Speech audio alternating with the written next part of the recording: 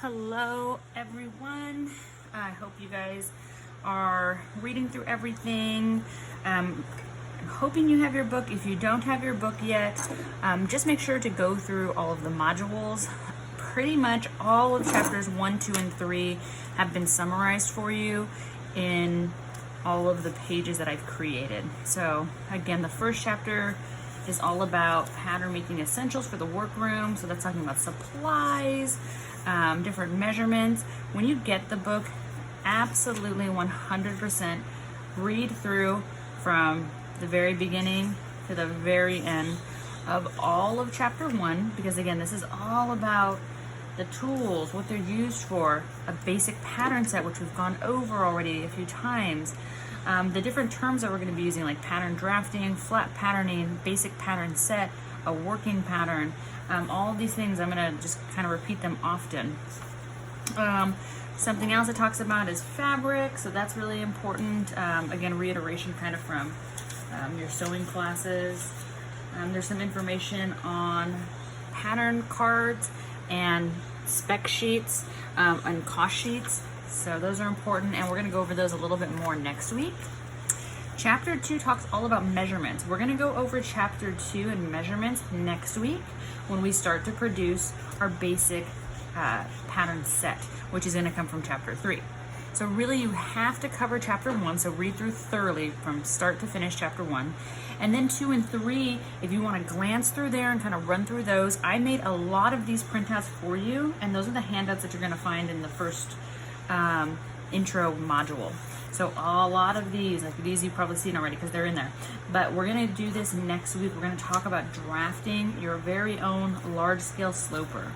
And the reason why we do this pretty early on is because this is going to help you to understand what this little thing is and why it looks like this and what it does. So we're going to start it, but we're not going to finish it, but it's a great way for you to understand what is a sloper, why does it look like that, and what am I doing these things to it? Why? What does it mean? What's the difference? Okay, so that's chapter 2 and 3. They essentially are all about measurements and making a sloper set. Chapter 4 is about dart manipulation. Now you'll see a few pages in this week's module about dart manipulation. Very introductory to start, but this is essentially what most of the class is going to be based around. You'll see that in the PowerPoints I talk about pattern manipulation and about flat patterning. That's what we're doing. It's called flat patterning because it's on a piece of paper, it's flat on a surface, and then you make it three-dimensional through the process of either dart manipulation, added fullness, or contouring. So we're going to go over in detail dart manipulation, in detail added fullness, and then contouring we're going to keep, and we're going to hold that off for the advanced class because contouring has a lot to do with the bust and definitely more advanced techniques. So something like a strapless wedding dress, that would happen via contouring. So you'll see here there are a few different ways to do it. So dart manipulation, added fullness, and contouring. This is again summarized in the text for you. What we're going to do right now is we're going to start one of your first drafts. So this is again the process of dart manipulation, and so it's all about darts. So your first assignment is going to be from chapter 4. In my textbook it's page 74. Again, you might just need to find it if you have a different edition. This is charting dart locations.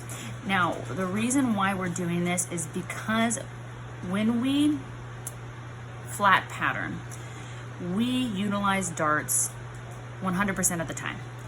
And I know that's a little confusing because you might look at what you're wearing and you might say, hey, I don't have darts in anything I'm wearing.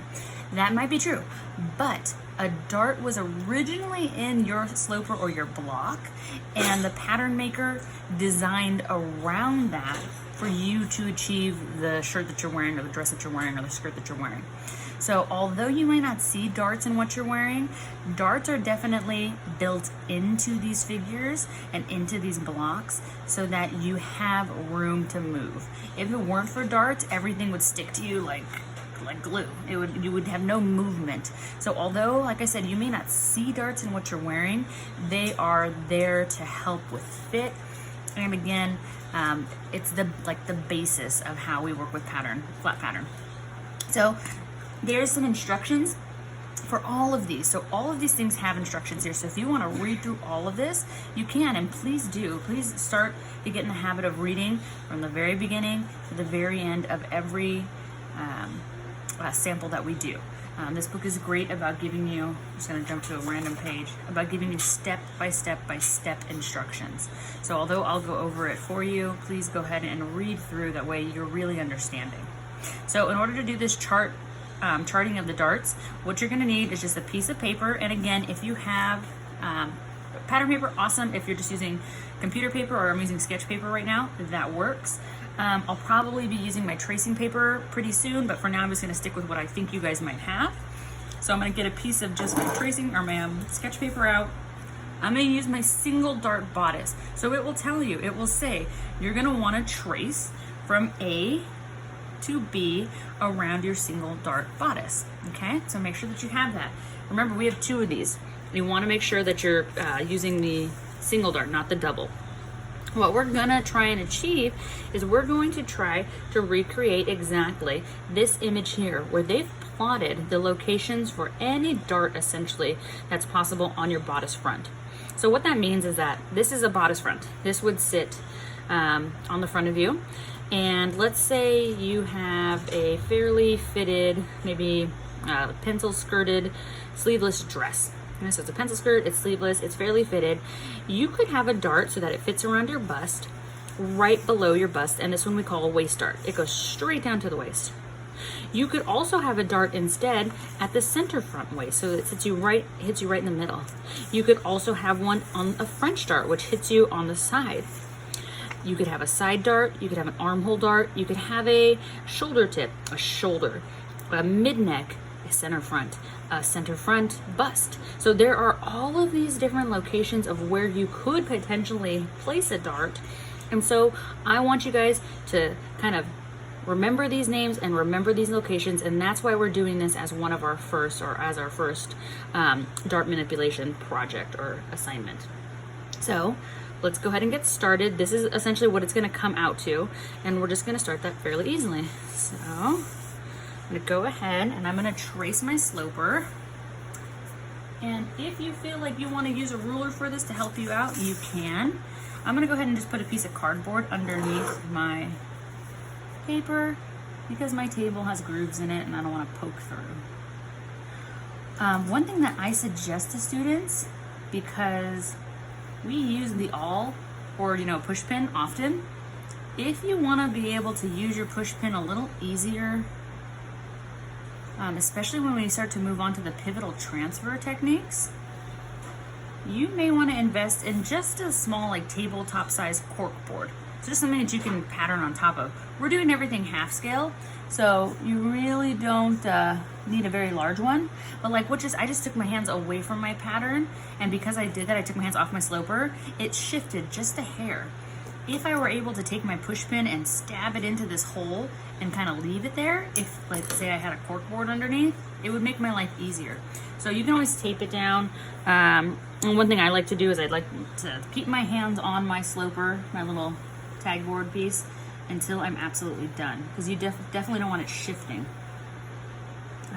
It's a very precise measurement for everything that we do. We use really precise measurements. In-person classes, I check to the 32 of an inch. For this online course, it's going to be a lot more lax because I'm not seeing your patterns up close and personal, but you just really want to get in the habit of being really, really accurate with your tracing, with all that you do in this class.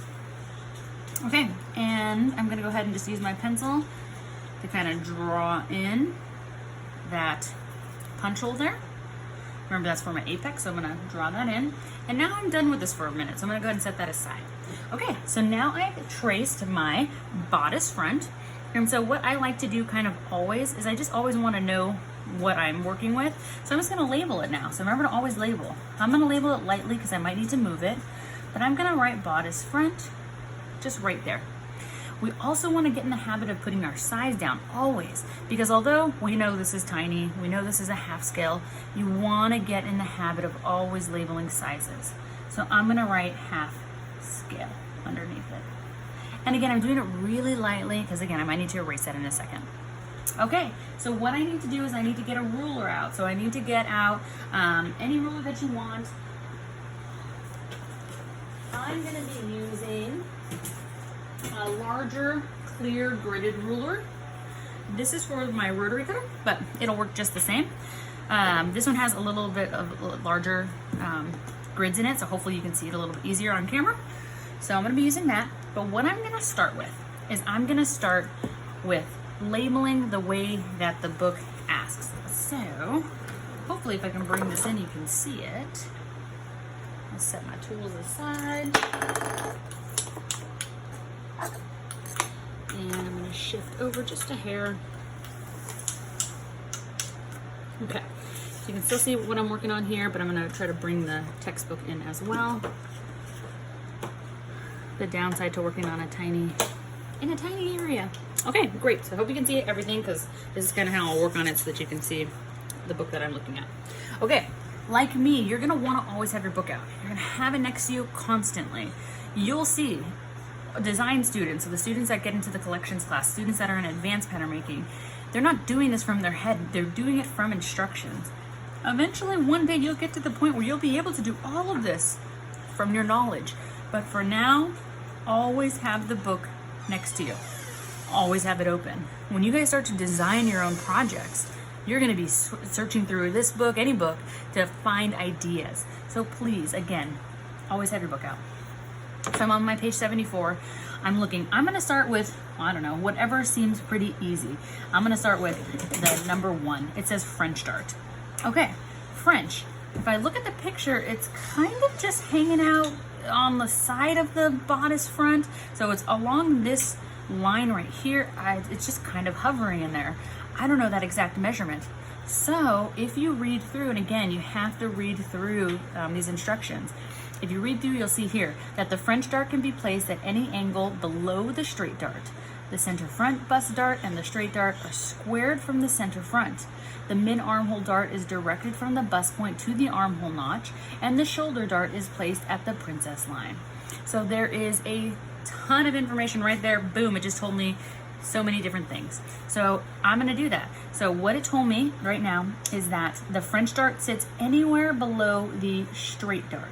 So the French dart can be placed at any angle below the straight dart. And it lets me know that the center front bust dart, so the bust level dart here, and the straight dart are squared, so they come perpendicular from the center front. Now, that might all sound very confusing. What does all that mean? So, one thing that you want to realize is that, again, this is the bodice top. So this is the top of the body.